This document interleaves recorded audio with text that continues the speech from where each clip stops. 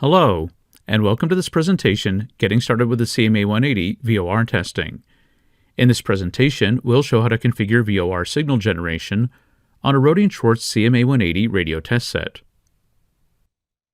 This presentation assumes a basic familiarity with VOR and the structure of VOR signals. If you're not already familiar with VOR, or if you'd like a brief review, you might want to watch the presentation Understanding VOR before beginning this presentation. The CMA180 option enables generation of avionics nav aid signals, including VOR or VHF omnidirectional range. All VOR parameters are user configurable, and these include the RF frequency and level, the bearing angle and direction to or from, the parameters of both the reference and variable signals, and the COM-ID signal. In the remainder of this presentation, we'll walk through how to configure these settings on the CMA180. VOR generation is started by going to the Global toolbar and then selecting Avionics under the Analog tab. VOR configuration parameters are then accessed via the VOR tab. This is the main VOR configuration screen. At the top is RF and connector configuration. Below these are the settings for the two VOR signal components, the reference signal and the variable signal. The Start-Stop button at the upper right is used to enable and disable signal generation. An info window below this graphically shows the bearing angle, and on the bottom right the optional ID signal can be enabled and configured. Let's now go through each of these areas step by step, starting with the RF and connector settings. The frequency of the VOR signal and the RF output level are entered under RF settings, and an external attenuation value can also be added to adjust for any gain or loss in the RF output path. In the center, under Connector Out, we can select which connectors are used for outputting the RF and/or the AF VOR signal. Note that these can be enabled or disabled individually using the checkboxes.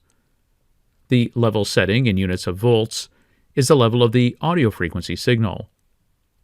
And on the right, the checkbox Start Generator Automatically will cause the CMA to begin transmitting the VOR signal as soon as the Generator tab is selected.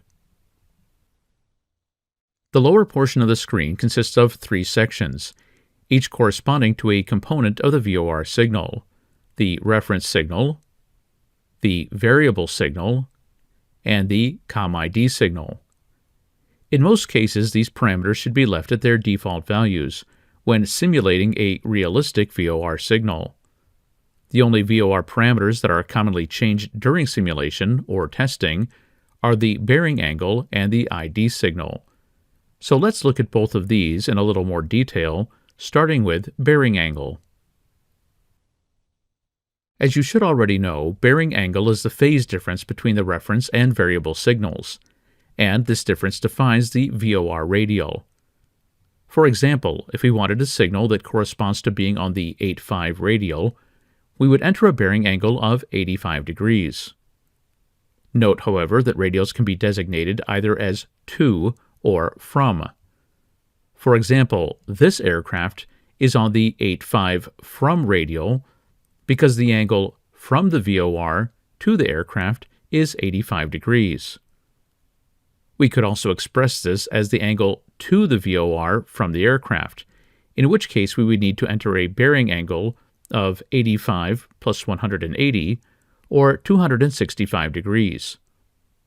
Both of these pairs of settings, 85 from or 265 to, will produce identical VOR signals.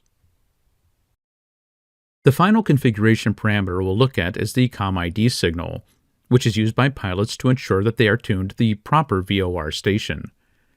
VOR stations transmit this ID signal either as Morse code or as a recorded voice message, but for testing purposes, a simple AM-modulated tone is often used as the ID signal.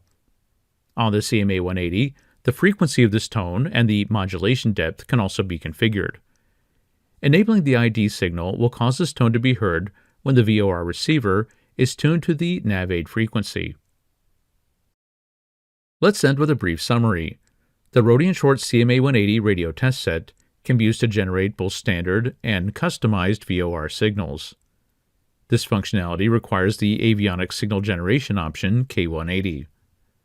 All parameters of the VOR signal are user configurable, and these include the frequency and the level of the RF signal, as well as the bearing angle, configured either as to or from.